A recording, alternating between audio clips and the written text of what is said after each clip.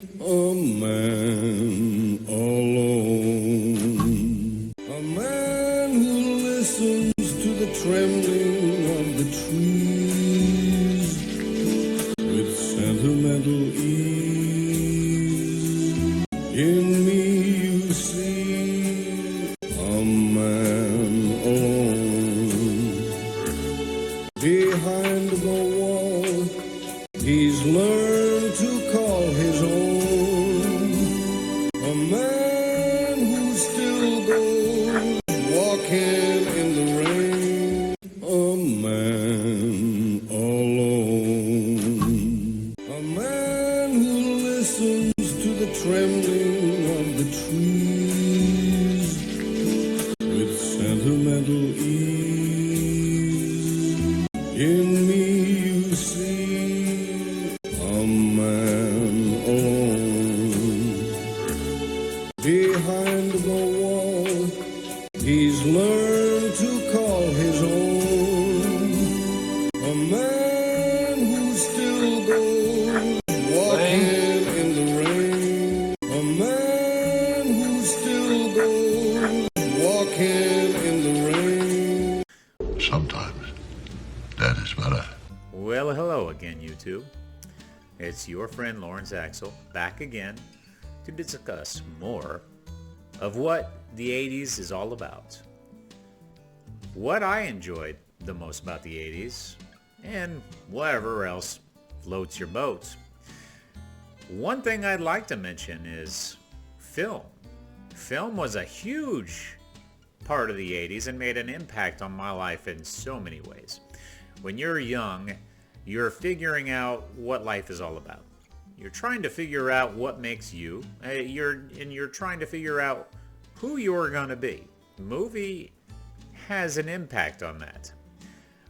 How somebody touches you. What kind of character moves you in a film.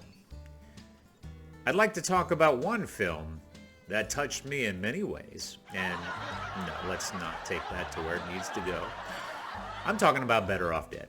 Better Off Dead is a 1985 American dark comedy, film directed by Savage Steve Holland. Yes, that really was the name he went by. The film stars John Cusack as Lane Meyer, a high school student who is struggling to deal with a recent breakup with his girlfriend and the various mishaps and absurdities that ensue as a result. With its unique blend of humor and heart, Better Off Dead has become a cult classic, beloved by audience for its quirky characters, clever writing, and memorable one-liners. In this review, we'll delve into what makes this film a timeless classic and explore why it continues to resonate with comedy audiences nearly 4 decades after its initial release. All right, let's talk about the 10 reasons that make a cult classic a cult classic. Unique style. So let's just say you give it up? Yeah, Oscar Mayer. I think that's a fine idea. I will not give it up, Beth. You'll be sorry. Someday you'll want me back. A cult classic often has a distinctive style that sets it apart from other films, with elements that are unconventional, surreal, or experimental. Number 2, underdog status. Cult classics often aren't great upon initial release. Okay, pal. Let's get something straight. I don't want to go out with you, and I'm just doing this as a favor to my dad, right? So let's make it a whole lot easier on ourselves, shall we? Now, why don't you just give me that 1367, and we'll call it a night. Did you take checks? Oh, sure. But they gather a following over time through word of mouth because they're so interesting, they're unique. Which, even as we speak, there's see what a real girl looks like. You know, he never goes outdoors, sits in that house, crochets all day long. The Chapmans had their exchange students stay with them for 6 months. Can I be excused? I'm not feeling well. Number 3, memorable characters. Memorable characters are key aspects of cult classics. Reminds me of the moonshine Ricky's dead pappy used to make. With fans often identifying strongly with key aspects of their personality. I could be home right now, drinking this monster eggnog my brother makes with lighter fluid. Or characters that just speak to them. What is that? It's bacon. I know it's bacon. What have you done to it? You said you didn't like all the grease from fried bacon, so I boiled it. Number 4, niche appeal. Cult classics often appeal to a specific niche audience, such as horror fans, science fiction enthusiasts, or those interested in countercultural or anti-establishment themes. $2.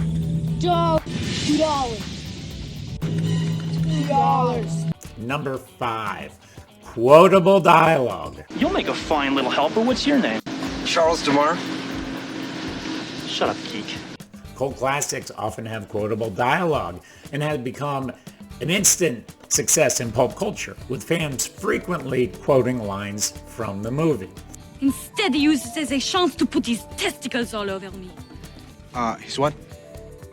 How you say, octopus, testicles. Tentacles. NT. Tentacles. Look at this! How am I supposed to live through this? All you got to do is go that way, really fast. If something gets in your way, turn. Number 6, timelessness. Cult classics often have a timeless quality that allow them to remain relevant and resonate with fans long after their initial release. Hi, Lane. Huh? How was your date? They're out there, Dad. They're after me. And number 7, a dedicated fan base.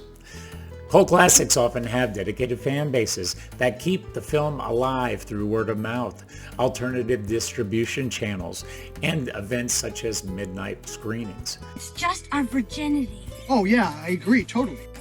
I feel like we should tell someone or do something. Maybe I could get my dad's Polaroid or something. What's wrong? That thing I put on me broke. Broke? It broke? I think we've all heard of a midnight screening or so. Number 8, social commentary. Cult classics have elements of social commentary with themes that are relevant for the period of time that they're released, or ongoing cultural or societal issues. Yeah, you want a race? I'll take you on any day, sucker. Yeah, I'm sure. From the K-12, champ. Chicken? What did you say? Anytime, you name it. Oh, Meyer. You're digging your own grave. This just in. Lane Meyer will be racing Royce down K-12 this Sunday at 12 noon. Number 9, influence on pulp culture. Cult classics often have a significant impact on pulp culture, with elements from the film appearing in other media. It's real aardvark fur. Now for the best part, the hood. Everybody's going to be wearing one of these. Merry Christmas. Or inspiring subsequent works. And number 10, risk-taking. Cult classics often take risks, and they push the boundaries in terms of storytelling, visuals, or subject matter. Hey there, Elaine. I know this is a little awkward, me being a cartoon and all. I was just wondering how you'd feel if I took out Beth. Making them stand out from more conventional films. And that leads me to exactly why Better Off Dead stands strong over the test of time. This is definitely a cult classic and definitely a movie that I recommend for anybody that enjoys works of the 80s. I mean, it stands up to this time. And the school system, you find it adequate? She itched her nose. I wonder if that's some kind of unconscious message to me that there's something on my nose. It's funny. He wiped his nose after I don't did. really like school that much. Dirt? Relish? Relish on my nose? How gross. She might think, oh, no, please don't let it be a... I've seen this movie quite a few times, so I can definitely quote a lot of the one-liners that make it into this movie. Have you any idea what the street value of this mountain is?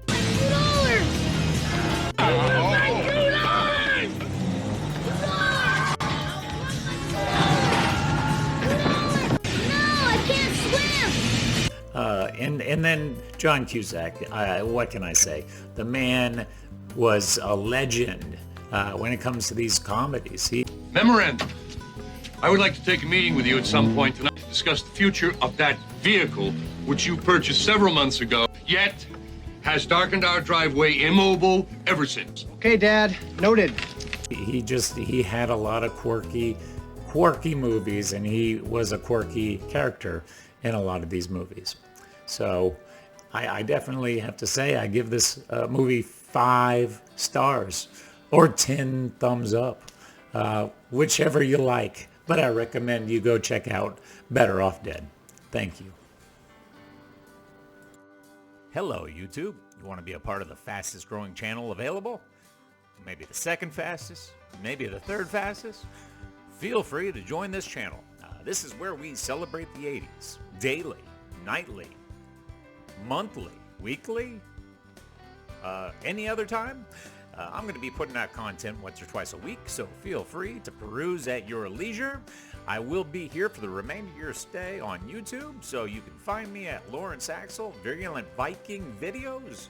I do hope you enjoy this content. I do try to entertain. I try to make something funny. If you see something you like, you see something that you think I can do better, please feel free to let me know. But in the meantime, check out a video and subscribe. Thank you for listening.